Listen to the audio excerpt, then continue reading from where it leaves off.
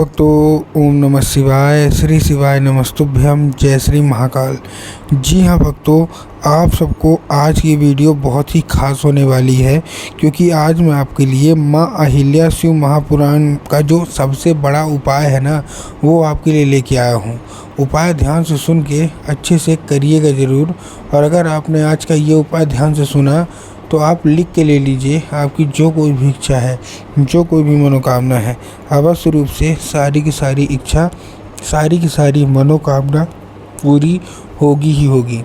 क्या करना है, कैसे करना है, एक एक चीज़ मैं आपको बताने वाला हूँ और एक एक चीज़ मैं आपको समझाने वाला हूँ। तो बस उपाय ध्यान से सुन के अच्छे से करिएगा ज़रूर। देखिए, अभी गुरुदेव की कथा चल रही थी। आप जो वीडियो देख रहे हैं, इससे 5 से 6 महीना पहले की मैं आपको बात बता रहा हूँ। गुरुदेव की कथा चल रही थी और उस कथा का क्या नाम था, माँ अहिल्या शिव महापुराण कथा। ठीक, ये था उसका नाम। अब जैसे ही कथा चल रही थी, बहुत सारे लोगों की कथा चल रही थी, तो उसमें क्या हुआ, लाखों की भीड़ आती है। आपको भी पता है कि जब गुरुदेव की कथा होती है उसमें लाखों की भीड़ आती है। तो क्या है, गुरुदेव की कथा में लाखों की भीड़ भी आई। अब जैसे ही गुरुदेव की कथा में भीड़ आई तो उन्होंने क्या किया, ज़्यादातर जो भक्त थे ना, उन्होंने क्या किया, पत्र के द्वारा अपनी इच्छा और पत्र के द्वारा अपनी मनोकामना जो थी वो गुरुदेव तक पहुंचाई। अब जैसे ही गुरुदेव के पास पत्र पहुंचा और गुरुदेव ने पत्र पढ़ा, तो वहाँ गुरुदेव ने देखा कि ज़्यादातर जो भक्त हैं उनकी क्या है, केवल और केवल अलग अलग मनोकामनाएं हैं। क्या है, केवल और केवल अलग अलग मनोकामनाएं। किसी की धन प्राप्ति की मनोकामना है, किसी की कर्जा मुक्ति की मनोकामना है, किसी की कोई और, किसी की और, मतलब तरह तरह की अलग अलग मनोकामना थी। और वो सब चाह रहे थे कि गुरुदेव कोई ना कोई उपाय बता दे ताकि इच्छा मनोकामना जो है वो पूरी हो जाए।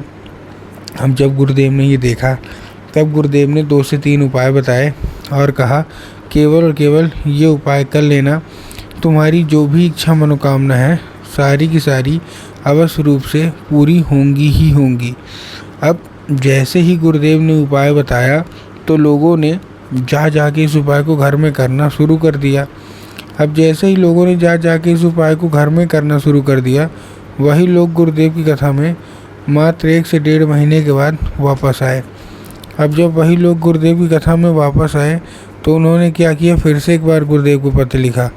लेकिन ये वाला जो पत्र था, ये गुरुदेव को धन्यवाद के रूप में पत्र था कि गुरुदेव धन्य हो आपका, आपके द्वारा बताया गया उपाय हमने कर लिया है, हमारी सारी इच्छा सारी मनोकामना जो है वो पूरी हो गई है, आपका कोटि कोटि धन्यवाद। तो देखिए, जो लोग ये जानना चाहते हैं कि आखिर ऐसा कौन सा उपाय है जो कि माँ अहिल्या शिव महापुराण कथा के वक्त गुरुदेव ने बताया था और पूरा हो गया था, तो चलिए हम भी बताते हैं आपको आज की इस वीडियो के माध्यम से। तो उपाय ध्यान से पूरा सुनिएगा और अच्छे से करिएगा। लेकिन उसके पहले चैनल पे अगर पहली बार आए हैं और आवाज़ मेरी पहली बार सुन रहे हैं तो वीडियो कर दें लाइक और चैनल को भी कर लें सब्सक्राइब, ताकि पूजनीय पंडित प्रदीप जी मिश्रा के रोज़ नए नए उपाय सबसे पहले मैं आपको प्राप्त करा सकूँ। ठीक, तो देखिए, जो हमारा सबसे पहला उपाय है ये मनोकामना पूर्ति का उपाय है। किसका उपाय है, मनोकामना पूर्ति का उपाय है। ठीक, ले लिया। अब मनोकामना पूर्ति का उपाय में आपको देखिए करना क्या है, बड़ी से बड़ी मनोकामना हो जो कि अभी तक पूरी नहीं हो पा रही है, तो ये उपाय अवश्य रूप से सुन लें। इस उपाय को करने के लिए आपको 1 लोटा जल चाहिए, 7 बेलपत्र चाहिए और 2 से 3 बूंद आपको गंगा जल चाहिए। क्या चाहिए, 1 लोटा जल चाहिए, 7 बेलपत्र चाहिए और 2 से 3 बूंद आपको गंगा जल। अब देखिए, जब आपने 1 लोटा जल लिया ना, आपको ध्यान रखना है कि 1 लोटा जल है वो तांबे के लोटे में जल होना चाहिए। ठीक, तांबे के लोटे में जल ले लिया। अब तांबे के लोटे में जल लेने के साथ आपको ध्यान रखना है कि स्टील के लोटे में बिल्कुल भूल के भी मत लीजिएगा, केवल केवल तांबे के लोटे में लीजिएगा। ठीक, ले लिया। दूसरी चीज़ आपको ध्यान रखना है कि जो जल है वो आपके घर का होना चाहिए। बहुत सारे लोग जाते हैं घर, मतलब घर से खाली लोटा लेके जाएंगे और ले जाके मंदिर परिसर से जल भर लेंगे, जो कि पूर्णतः गलत है। आपको ऐसा नहीं करना। आपको क्या करना है, यहाँ से खाली लोटा लेके नहीं जाना है, घर से ही जल लेके जाना है और इसमें 2 से 3 बूंद गंगा जल भी डाल लेना है। ठीक, डाल लिया। अब डालने के बाद आपको करना क्या है, जैसे ही आप डालेंगे उसमें 7 बेलपत्र चाहिए। अब जब बेलपत्र लेंगे तब आपको ध्यान रखना है कि जो बेलपत्र है ना वो कहीं से भी ख़राब नहीं होना चाहिए, कहीं से भी कटा फटा नहीं होना चाहिए और कहीं से भी खंडित नहीं होना चाहिए। बहुत सारे लोग गलती यही करते हैं कि वो लोग जब बेलपत्र लेते हैं तो कहीं से भी खटा फटा ले लेते हैं, खंडित ले लेते हैं, इसलिए मनोकामना भी पूरी नहीं होती। दूसरी चीज़ आपको ध्यान रखना है कि 3 पत्ती वाला बेलपत्र चाहिए। बहुत सारे लोग 1 पत्ती को ही बेलपत्र मानते हैं, वो भी गलत है। 3 पत्ती मिलके जो बेलपत्र बनती है वही आपको बेलपत्र लेना है। ठीक, ले लिया। लेने के बाद 2 से 3 बूंद गंगा जल डालिए और उसको लेके पहुंच जाइए कहाँ, सीधा सीधा शिव मंदिर। ठीक, पहुंच गए। लेने के बाद आपको करना क्या है, जैसे ही पहुंचने के बाद आपको सबसे पहले शिव मंदिर में दक्षिण दिशा में खड़े होना है और उत्तर की ओर अपना चेहरा कर लेना है। ठीक, दक्षिण और उत्तर में भी बहुत सारे लोग कंफ्यूज होते हैं कि दक्षिण क्या है, उत्तर क्या है, हमको थोड़ा साफ साफ बताओ। तब गुरुदेव ने साफ साफ बताया है कि आप जिस भी शिव मंदिर जा रहे हैं उस शिव मंदिर का जिधर साइड जलाधारी होगा आपको अपना चेहरा उधर साइड करके खड़े हो जाना है। ठीक, खड़े हो गए।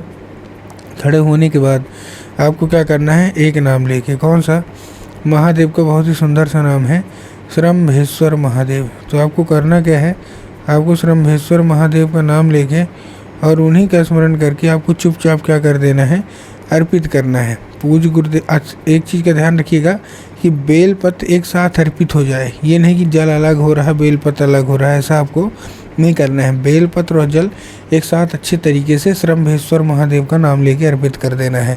पूज्य गुरुदेव कहते हैं कि अगर आपने ऐसा किया तो आप खुद ही देखेंगे कि अवश्य रूप से इच्छा मनोकामना जो है ना वो पूरी होगी ही होगी। ठीक, और जो भी मनोकामना है नहीं पूरी हो रही वो भी पूरी होगी।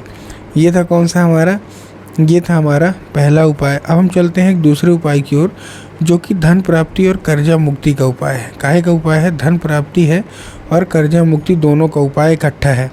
इस उपाय में आपको कच्चा दूध लेना है। क्या लेना है, केवल और केवल कच्चा दूध। अब जैसे ही कच्चा दूध लेंगे, 1 कटोरी लीजिए गाय का और उसमें 3 काली मिर्च डाल लीजिए। क्या, 1 कटोरी लेना है आपको और 3 काली मिर्च आपने डाल लिया। ठीक, डाल लिया। डालने के बाद आपको करना क्या है, जैसे ही आपने डाला, डालने के बाद आपको वो लेके पहुंच जाना है कहाँ, बरगद के पेड़ के नीचे। बरगद के पेड़ के नीचे पहुंच गए। बरगद के पेड़ के नीचे पहुंचने के बाद आपको करना क्या है, आपको सबसे पहले बरगद की 3 बार पेड़ की परिक्रमा करनी है। ठीक, 3 बार पेड़ की परिक्रमा कर ली। 3 बार पेड़ की परिक्रमा करने के बाद आपको क्या करना है, आपको केवल और केवल बटकेश्वर महादेव का नाम लेके, कौन से महादेव को, बहुत ही सुंदर सा नाम है बटकेश्वर महादेव। तो आपको करना क्या है, आपको बटकेश्वर महादेव का नाम लेके और उन्हीं का स्मरण करके आपको चुपचाप जो आपने दूध लिया है वो आपको अर्पित कर देना है। पूज्य गुरुदेव कहते हैं कि इससे धन प्राप्ति की मनोकामना अवश्य रूप से पूरी होगी ही होगी।